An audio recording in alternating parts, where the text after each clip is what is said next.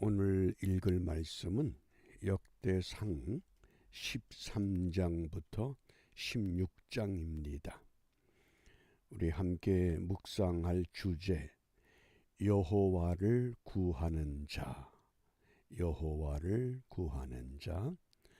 우리 말씀을 나누기 전에 먼저 해야 할 암송 성구, 마가복음 10장 15절 우리 함께 암송합니다. 내가 진실로 너희에게 이르노니 누구든지 하나님의 나라를 어린 아이와 같이 받들지 않는 자는 결단코 들어가지 못하리라. 아멘. 신앙생활을 오래 하다 보면 능구렁이 같은 신앙생활을 합니다. 그저 모든 게 적당하게 넘어가려고. 근데 이 말씀을 보면 늘 어린아이같이 순수하게, 순전하게 우리의 믿음을 유지해야 할 것을 당부하십니다. 이런 믿음을 위해서 오늘 여호와를 구하는 자, 역대상 16장 10절입니다. 그 성호를 자랑하라. 무릇 여호와를 구하는 자는 마음이 즐거울지로다. 여호와를 구하는 자, 마음이 즐겁다. 이 말씀이 시편 105편 3절하고 똑같은 내용으로 언급이 됩니다. 그 성호를 자랑하라. 성호는 뭡니까? 하나님의 거룩한 이름. 이 자랑한다. 이것은 뭐 뽐내는 것이 아니라 그 히브리 성경에 보면 하나님의 거룩한 이름으로 영광을 돌리라. 그런 뜻입니다. 내가 예수 믿어서 기도 응답을 받았어, 복을 받았어, 그런 자랑이 아니라고 하는 겁니다. 하나님의 이름을 이름값에 맞는 영광을 돌리는 삶을 살아야 된다. 그러면 여호와를 구하는 자는 이게 하나님의 은혜를 구하며 살아가는 사람들의 특징입니다. 마음이 즐겁다. 마음이 즐거운 겁니다. 왜? 주 안에 있는 나에게 딴 근심 있으랴. 아무 근심 걱정이 없습니다. 사방을 둘러보면 문제투성이고 고통거리가 산더미같이 쌓여 있고 그런데도 마음은 즐겁다는 겁니다. 왜? 하나님의 은혜를 확신하기 때문에. 그 다음에 11절에 보면 여호와와 그 능력을 구할지어다. 그 얼굴을 항상 구할지어다. 이 하나님의 얼굴이라고 하는 것은 결국은 하나님의 임재를 상징합니다.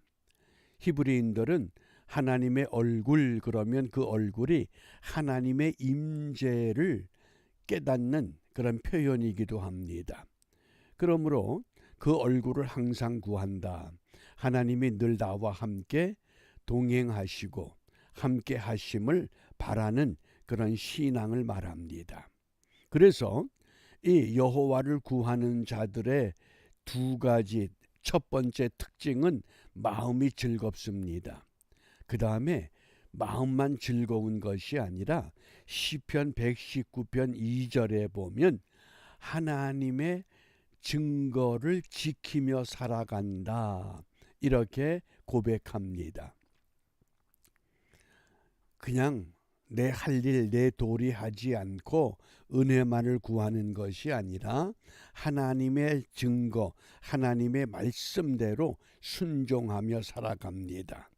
그러면 이러한 믿음의 삶을 유지해 나갈 때 여호와를 구하는 자들에게 세 가지 약속을 주셨습니다.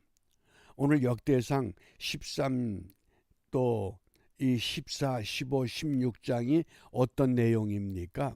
다윗은 백향목 아름다운 집에서 머물고 있습니다. 그런데 하나님의 궤, 하나님의 임재를 상징하는 언약궤는 아직도 텐트 장막에 머물고 있습니다.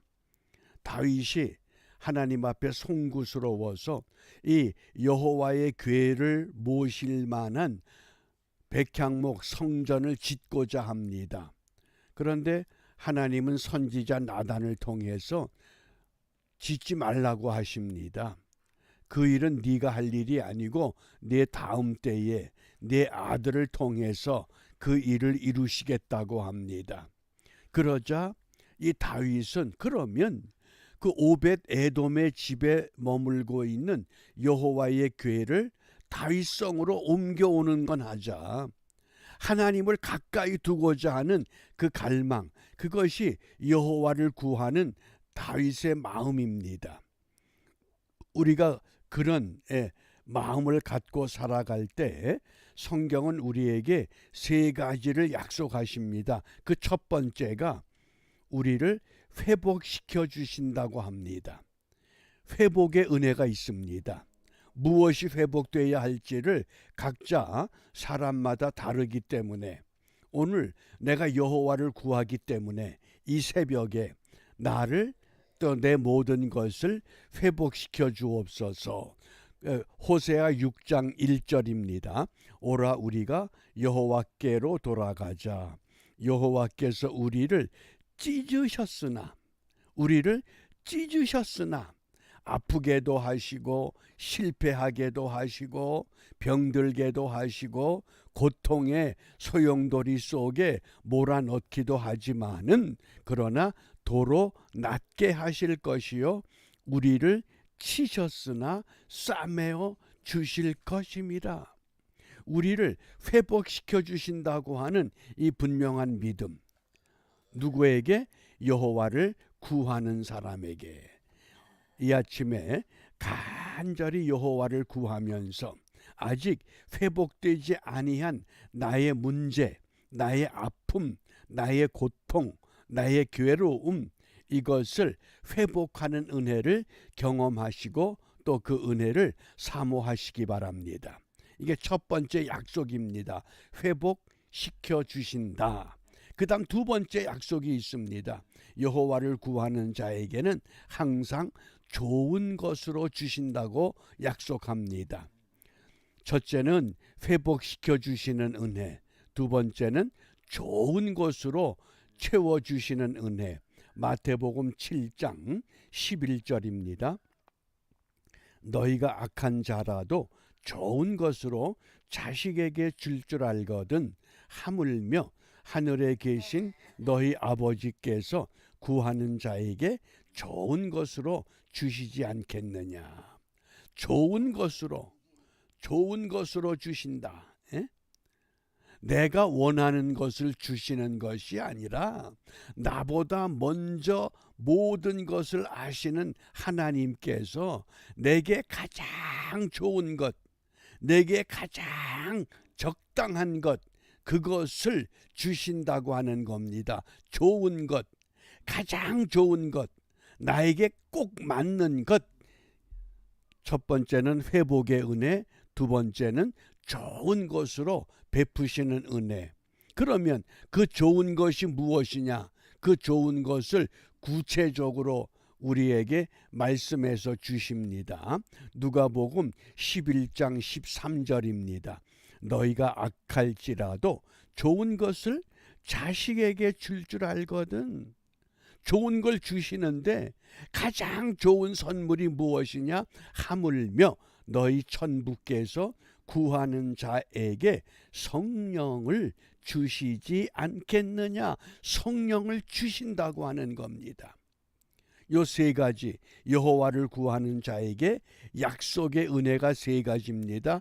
회복의 은혜, 가장 좋은 것을 주시는 은혜, 그 다음에 성령의 선물, 성령을 주신다 그러는 겁니다. 그러니까 우리 마음이 즐거울 수밖에 없습니다.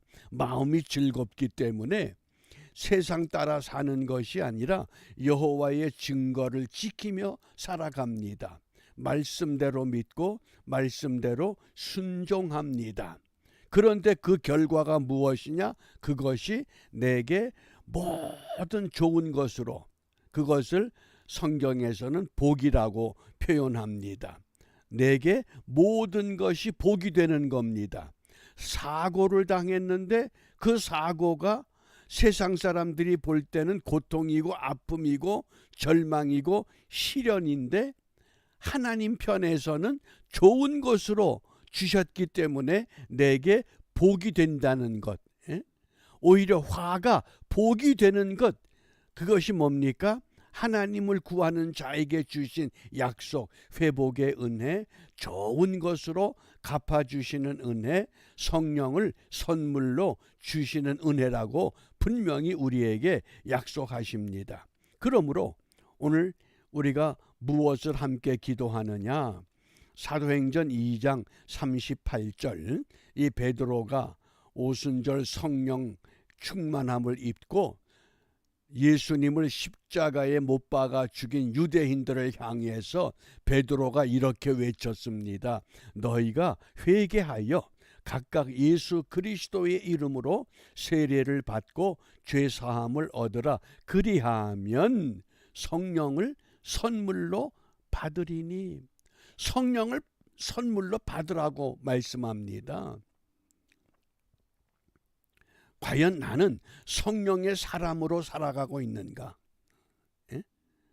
우리가 정말 평생 예수 믿고 신앙생활하면서 성령의 사람으로 세워지지 않았다 그러면 우리의 그 수고가 육신적인 수고로 끝날 수밖에 없습니다. 그저 진실하게 도덕적으로 의롭게 살아보는 몸부림밖에 되질 않습니다. 아무리 몸부림쳐도 하나님의 의에 이르지 못합니다. 그러나 성령을 선물로 받아 예수님을 십자가에 못 박아 죽인 너희들, 그렇지만 성령을 받으면, 성령의 사람으로 세워지면 분명히 우리는 세상의 소금과 빛이 됩니다. 하나님의 말씀과 기도로 무장하면서 예수님이 세상을 이기셨던 것처럼 우리 또한 세상을 이기는 믿음의 삶을 경주해 나갈 수 있다고 약속하십니다. 이 약속의 말씀을 우리 마음에 새기면서 오늘 여호와를 구하는 믿음의 사람들에게 주신 은혜, 회복의 은혜, 좋은 것으로 갚아주시는 은혜, 성령을 선물로 주시는 은혜, 이 은혜 가운데서 오늘도 믿음으로 큰 즐거움을 누리는 복된 하루가 되시기를 바랍니다. 기도합니다. 은혜가 풍성하신 하나님 감사합니다. 오늘도 저희들을 잠에서 깨워 우리의 일을 시작하기 전에 먼저 하나님을 구할 수 있는 믿음의 자리로 이끌어 주셨습니다. 비옵나니 매일 새벽마다 이러한 믿음의 자리를 통해서 하나님을 구할 때에 약속하신 회복 이루어지게 하시고 약속하신 가장 좋은 것, 내게 있어야 할 것 채워주시고 더 나아가 성령을 선물로 주시사 우리 한 사람 한 사람 이 시대에 세상의 소금과 빛처럼 모든 사람들의 귀감이 되는 은혜의 사람으로 쓰임받도록 인도하여 주시옵소서. 예수님 이름으로 기도합니다. 아멘.